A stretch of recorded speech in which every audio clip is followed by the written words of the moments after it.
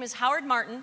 He's the Executive Vice President of HeartMath. Any of you here with HeartMath? All right, I'm a HeartMath coach too. So we are going to be talking about the wisdom, the intelligence, and the intuition of the heart.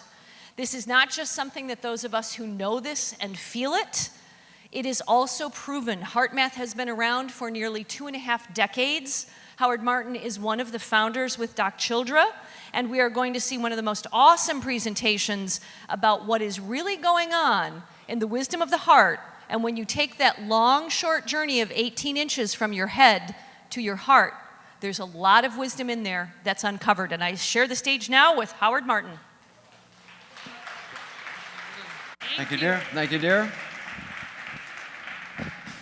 Good morning, everyone.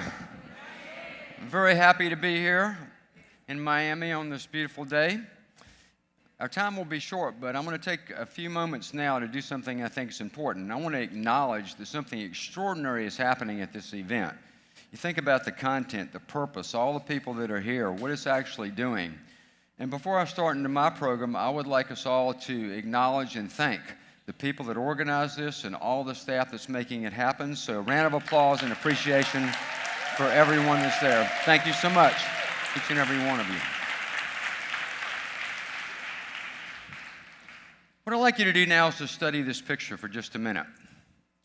And I'd like you to imagine what this young girl may be feeling. When I ask this question, often the answers I get are, she's feeling peace. She's feeling joy. She's feeling a sense of maybe even bliss. And I don't doubt that she is not feeling these type of emotions. But let me tell you a little bit about this girl. This is a young Syrian refugee. She is traumatized by the war. She lives in a squalid Syrian refugee camp in Lebanon. She, along with over 800 other children, have been trained by a HeartMath trainer in basic HeartMath techniques on how to access this part of themselves again. And I believe that's what she's doing right now. She's finding that connection with her own best friend, with her own heart. And in doing so, she's removing herself, even temporarily, from the conditions she's living in and from the trauma she's experienced in her life. The reason I show this slide in the beginning of my presentation now is to simply say this. If she can do that, we can too. If she can overcome those challenges for a moment in time and find her own heart, it's something we can all do. And it's something that I think is important for all of us to do. See what's happening here? So what she's actually accessing is something that we call at HeartMath, the intelligence of the heart, heart intelligence. Heart intelligence occurs when the mind and emotions sync with this extraordinary power of the heart. Because you see, each and every one of us does, in fact, have this intelligence that can and does lift us beyond our problems, even in the midst of chaos and confusion. And you've all experienced that before in your life, haven't you? Times when you look deeper inside to find comfort, and you found something there. That was your heart. That was that part of yourself that you found. When we're in connection with our heart, that's when we're who we really are. That's our true, real self. Through that connection, we gain greater discernment and intuitive capacities. Heart intelligence opens the door for more intuitive contact, more intuitive intelligence. It provides a deeper connection with yourself and with others as well. And lastly, it increases these feelings of love, appreciation, kindness, compassion, happiness, etc. All that comes from accessing the intelligence of the heart, which is in fact something we all have. We were born with it. It never really goes away. What happens is we get caught up in the roar of ambition and survival, and over time, we start living from the neck up. And we lose connection with this most valuable and essential part of who we are as human beings. Now, at HeartMath, one of the things that we've done over these last 25 years is we've done extensive amount of scientific research looking at heart, physically, emotionally, socially, and globally. The reason we use research is we felt that people had this innate understanding about their heart, and certainly there'd been a lot said and written about heart for thousands of years, but it was mostly in the context of spirituality or philosophy, and many times heart was looked at as soft or weak, or Valentine's Day. What we felt was that heart needed to come from sky down to street. We needed to have a bridge that took it from the philosophical understanding of heart down to daily living, and we chose science to be that bridge. We chose science because science carries a lot of weight and influence in our world. When something is proven to be empirical, it increases the power of belief. And through the power of belief increasing, it increases the effectiveness of everything that we do. So we use science to help build that bridge. So we have a theory that there's a connection between the physical heart and the energetic or spiritual heart that provides an access point for intuitive guidance. So I'm going to very briefly describe some of this research. And let me just preface this by saying that I'm actually not a scientist or a doctor.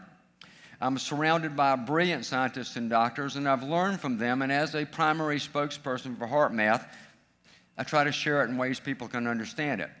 I'm actually not a scientist in this way. I was once described in the media as being a scientifically informed comedian. Another guy actually called me a hillbilly with an expanded vocabulary, in case you can't hear the accent. So what I'm going to describe now very briefly is how the heart communicates with the brain and the rest of the body. We know the heart's this amazing blood pump, right? But what we didn't know is that the heart is actually an information processing center in our body, sending powerful healing commands to the brain and throughout the entire system. That's what the heart does. It's an information processing center. It communicates with us in 4 ways. There's a neurological communication. Here's something you may not know. Your heart has a very complex nervous system. Next to the brain is the most complex part of the nervous system that we have. It's studied through a field called neurocardiology. This nervous system communicates with the brain through a nerve pathway that starts in the heart, travels up, goes through the lower centers of the brain, travels through the mid-level brain where a lot of our emotional processing takes place, and terminates in the higher perceptual centers of our brain. And that's one way the heart is talking to us. The second way is through the blood pressure wave. If you place your finger on your wrist, you feel your pulse. That's actually a wave of energy created by the squeezing of the heart muscle that's pushing the blood through the veins and the arteries. The blood pressure wave travels throughout the entire body and influences biological functions. For example, electrical activity in our brains is synchronized to changes occurring in the blood pressure wave. And there's your second way. The third way is hormonally or biochemically. The heart produces a number of very important and powerful hormones. Who knew? In 1983, it was actually reclassified as part of our hormonal system. It produces a hormone called atrial peptide, which reduces the release of the stress hormone cortisol. It produces oxytocin, which is generically called the love hormone. And as it turns out, the heart may be the largest producer of oxytocin in our bodies. And those are 3 biological communication pathways that your physical heart is actually influencing your brain and talking to you. The 4th way is where it gets really cool and fun. The heart is an energetic organ. It produces electricity. That's what's measured when you get your electrocardiogram. It's the strongest source by far of bioelectricity we have. That electrical energy from your heart permeates every single cell in your body. This is the cool part. It's strong enough that it creates an electromagnetic field that extends beyond our skin out into space about 3 feet. I'm not talking about an aura or subtle energy. I'm talking about very measurable electromagnetic energy. This is a picture created by researchers at University of Arizona of this field. It's a torus-shaped field produced by the heart. This field is constantly fluctuating and changing. Guess what changes it? Our emotional state. If you're feeling frustrated and angry, unhappy, it produces an incoherent spectra in the field, chaotic energy in that field. Conversely, if you're feeling happy, feeling loving, feeling caring, feeling compassionate, the field changes. It becomes more ordered, more coherent. And so we are literally broadcasting our emotions through this field. So the research we do today at HeartMath is on things like energetic connectivity between all living systems. social science research, understanding what happens in collective environments. Right now in this room, there's a collective field. We're all producing this field. When you're sitting close, those fields are actually touching. The question now becomes, what happens when my field touches your field, or what happens in your fields touching one another? What's happening in this room right now through the collective field that's been created through this magnificent event that we're all part of? And how does that relate to the field in our local area, to the world and beyond? That's the fun, exciting research. But just know this, you have this field. It's being produced by your heart. It's extending outside of your skin 3 to 4 feet. And there's the fourth way your heart is communicating, energetically. Now, when all this communication comes together, we enter a state called coherence. The medical term for that is psychophysiological coherence, which is a term it took me a long time to pronounce like a Californian where I live now. It used to be psychophysiological coherence. I got better at it. So we produce, when we're synced up, when the heart, brain, and body is communicating well, we enter this high-performance state called coherence. All the body's systems are synchronized to an ordered, rhythmic beating pattern of the heart. It's good for our physical heart, good for our nervous system, releases hormones into the body that regenerate us, and it opens up the higher perceptual centers in our brain. Coherence is triggered when we are feeling heart-related emotions. When you're being kind to one another, you'll become more coherent. When you're appreciating, like we did in the very beginning of our program today, which is one of the reasons why I wanted us to appreciate, we become more coherent. Loving, caring, compassionate. All those type of emotions create coherence, and coherence is good for you. It's a high-performance state. We do things like we train professional athletes and Olympians, even athletes like hockey players, in increasing coherence, because in the coherent state, you become more situationally aware. It improves reaction speed time, visual field, and it feels good, and it's good for your health. Now, once we understood this, we wanted to know, how do you measure coherence? Well, you measure it through looking at changes in what we will call our heart rhythms. There's also a medical term for that called heart rate variability analysis. When you're measuring heart rhythms, you're not just measuring heart rate like a fitness monitor does. You're measuring the time between heartbeats, the space between heartbeats. And it's always changing. We're supposed to have a lot of variance in our heart rhythms so the heart can do all of the nuancing that it needs to do to pump blood properly. So it's supposed to have a lot of changes. But those changes can be made to be more ordered, not flat, but certainly more ordered. And when they are ordered in a certain way, that's when we're more coherent. In these two graphs, you see 200 seconds of time across the horizontal axis. You do see beats per minute on the vertical axis. In this graph here, you have someone who's experiencing the feeling of frustration. You see a very chaotic heart rhythm pattern. That's not good for us. Not good for our health, it's not good for our brain functions, not good for our performance, and it certainly puts something out into our field that we don't want. The second graph is the same person about 1 minute later, and what we've asked them to do in this experiment is now shift from feeling frustration to feeling appreciation. As they do that, you see this beautiful sine wave-like pattern in the heart rhythms, and that's what coherence looks like when you measure it. That is good for us, good for our physical health. Good for our brain function. Feeds the field with something that's important, and it creates those kind of relations with each other that are most meaningful. And to me, coherence is many things, and one of the things that it is a doorway into self-activated happiness and how we actually create the happiness that we know we deserve and want in our lives. And coherence is a doorway for that. So we understood you can measure coherence, you can measure heart-brain-body communications through looking at heart rhythms, through heart rate variability analysis. So many years ago, we took that, we turned it into devices that we can all afford and use to train ourselves how to become more coherent. We have a couple of versions of that. One is the Inner Balance app, which has a sensor that you purchase that connects to your ear, and you use an app to see this. The other is called Amway Pro, which I'm going to demonstrate now, which is a desktop version that a lot of professionals use, therapists, counselors, trainers, those kind of people.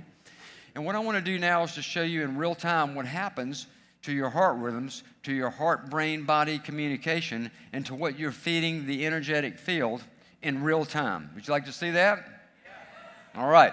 So I'm going to have a volunteer come up, a lady named Fiorella is going to come up on stage now.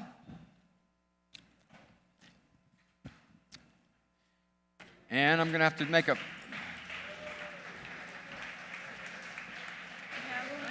Okay, have a seat, Fiorella. How are you? Having a good time? You happy? Oh, very happy. Good. What I'm going to do now is very simply, I'm going to connect this sensor, which is plugged into the USB port on the computer, to Fiorella's ear, right here. There you go, dear. Now I'm going to start this program and explain to you what's happening. Fiorella, while we're doing this in the beginning, all I want you to do is just kind of hang out like you were hanging out, going to catch a plane or something. You're not really doing any techniques or anything. You're just sort of chilling, right? Across the bottom, we're seeing her pulse, and that's going to go away in a few minutes. That's just there to let us know that the sensor's connecting properly. Now we're seeing Fiorella's heart rate variability patterns, her heart rhythm patterns, in real time on the screen. The technology has a patented algorithm that scores it for coherence, and you'll see these bars change. This is percentages. So right now it's saying 50% of the time she's been in medium coherence, 50% she's been in high, not in low yet. Low coherence is our normal state. It's not bad, nothing's wrong with us when we're in low coherence. Medium means it's improving. High coherence is that high performance state that I talked about earlier. Heart, brain, body systems are all synced up. Everything's really working well. Healthy, high performance state, that's coherence. And that's what we train ourselves to do with the technology. So, Fiorella, think about something right now that makes you unhappy. What's going on? You don't have to say anything. Just think about it. Feel it. Feel something in your life that just doesn't feel right. The times in your life when you feel unhappy. Okay? And I'll make that a little more challenging for you. While you're doing that, I'd like you to start with the number 187 and count backwards in increments of 13. 187 minus 13 is... I only have 20 minutes for this thing. We need to get these answers now. You know? Does this sound like your work day?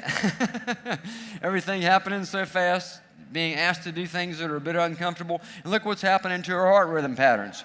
Instantaneously, that happens, right?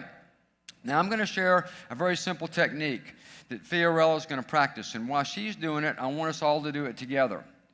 And while we do it, I want us to radiate our feelings of care and compassion to Fiorella. Let's use the energetic field environment to assist her. Would you like to do that? Okay. So Fiorella, I want you to focus your attention now in the area in the center of your chest, the area of your heart. You can just feel your attention go right straight to that part of your body. And you can put your hand there if you want. You can close your eyes now if you'd like. Now, what I'd like you to do is something called heart-focused breathing. I want you to breathe naturally and normally, but a little deeper than you normally would. And as you breathe, and all of us do this together, feel as if the breath is coming in and out right through the area of the heart.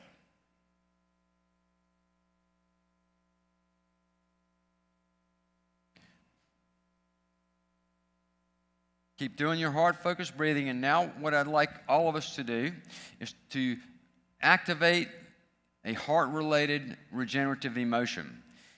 I'm going to suggest one now, and that's appreciation. Heart-focused breathing, continue with that, and now feel as best you can the feeling of appreciation. Maybe it's just appreciation for the good things in your life. Maybe it's appreciation for this day we all have to be here together, right now. Whatever comes to you, just gently feel a feeling of appreciation as you breathe in and out through the area of the heart.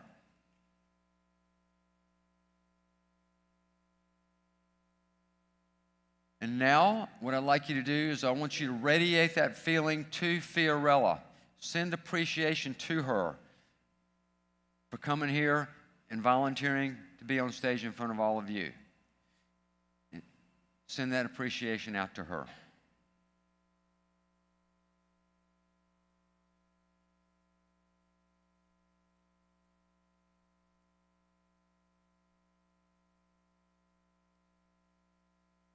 Okay, what I'm going to do now is I'm going to stop the program, And before we go any further, round of applause for Fiorella, please. Amazing.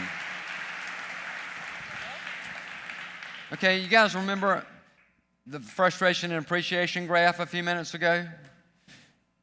Let's see what happened in real time. This is where she started on the far left. Right in here is where I started asking her to think about something that makes her unhappy, right?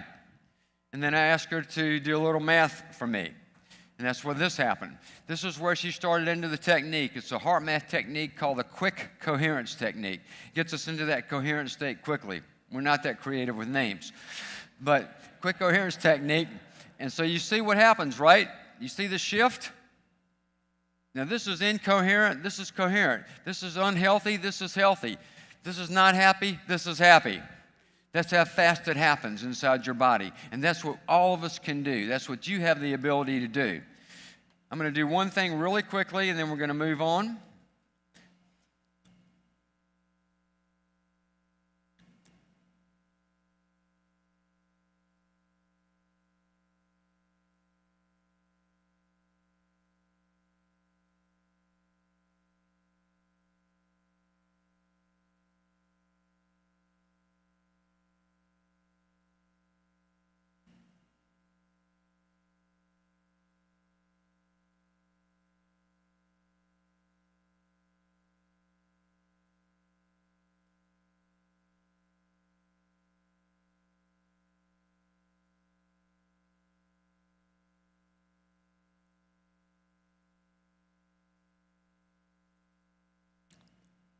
See that?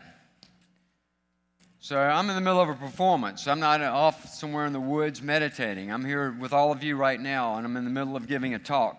And so making that shift from whatever's going on into that high coherent state on demand, I think is a valuable skill in these times. Would you not agree?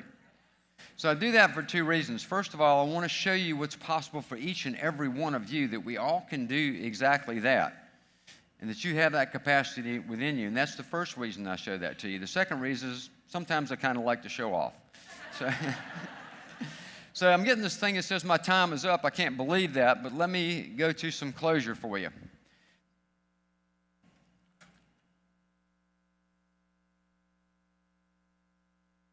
And by the way, if you want to try this for yourself, you go by the HeartMath booth in the exhibition area. There's also a lady there named Renata, who's actually been to Syria and worked with those children. She has that firsthand experience. You might find that valuable as well to chat with her about that. We all live in a field of energy that's reflecting back to us not what we think in our minds, my friends, but what we truly feel in our hearts. What we put into that field does come back, but not just our thoughts and our positive attitudes. It's really the deeper part of ourselves that's imprinting that field, and that's important. Modern science now is beginning to accept that we all are part of this vast web of interconnection. We're all connected energetically. Every living system on this planet, everything on this planet and even beyond is energetically connected. So yeah, we all are one. And science is starting to prove that. It's been said a lot, but now it's getting more understood, more empirical, increasing the power of belief. New research suggests that we are feeding the information field, and that information field is creating this feedback loop. The Earth itself has energetic fields, the ionosphere and the geomagnetic field, and it's well known that changes in these fields are affecting human health and behavior. A lot of research on all of that, our research included, showing that these fields are affecting us. Our hypothesis is this, is that the Earth's magnetic fields are carriers of biologically relevant information that connects all living systems, and that we each affect the global information field.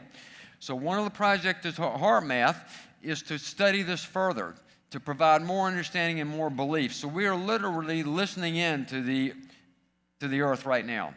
We do this through the development of some very sensitive technology that can measure subtle changes in the ionosphere and the geomagnetic field, Earth energetic fields, protective layers around our Earth that influence us. And we are placing these sites around the world. These are where sites are today. They're feeding information back to our research labs in Northern California. We are studying the fields. We are providing new information about the fields to the academic literature. We are studying the effects the fields are having on us. And lastly, we are testing a hypothesis. It will take time to prove or disprove. But the hypothesis is that not only are these fields affecting us, we are affecting these fields. That mass human emotion, whether positive or negative, is impacting the energetic fields of the earth itself, which acts as a resonator that feeds back into us. If we learn to feed these fields in a certain way, it can provide positive benefit for everyone around the planet, everyone around the globe. The simple act that we did of appreciating the organizers of this event today not only benefited them, it benefited you. And in my opinion, this is according to me, I quote myself sometime, according to me,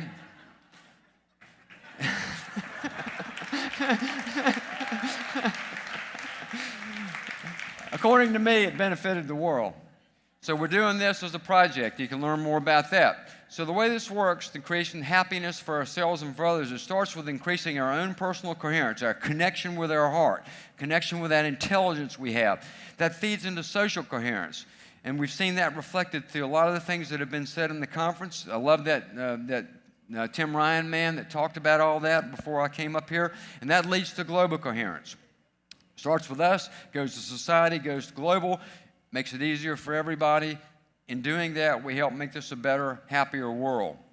So these are some things I'd like to suggest to you, very simple things that you can do to increase your happiness.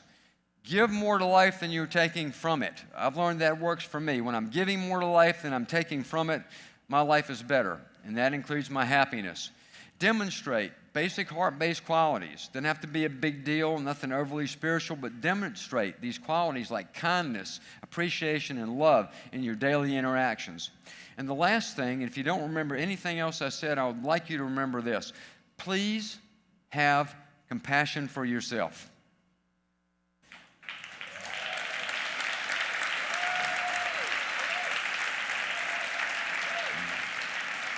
All right, 1 minute. So you can visit us at heartmath.com, etc., the usual stuff, the Facebook things. I've got to close, but let me just close by thanking you. I want to thank you for the work you've done, the sacrifices you've made to get here to where you are today. I want to thank you. I don't know what you do, but I imagine you're all amazing. Thank you for the contribution you're making to the world. I'll get heart intuitive for a moment, and I'm going to go into the future and thank you for what you're going to do to make this a better world. You okay? So in closing, I got to go. I'll be around. Big, big love to all of you. Thank you so much, and take care. Bye-bye now. Woo!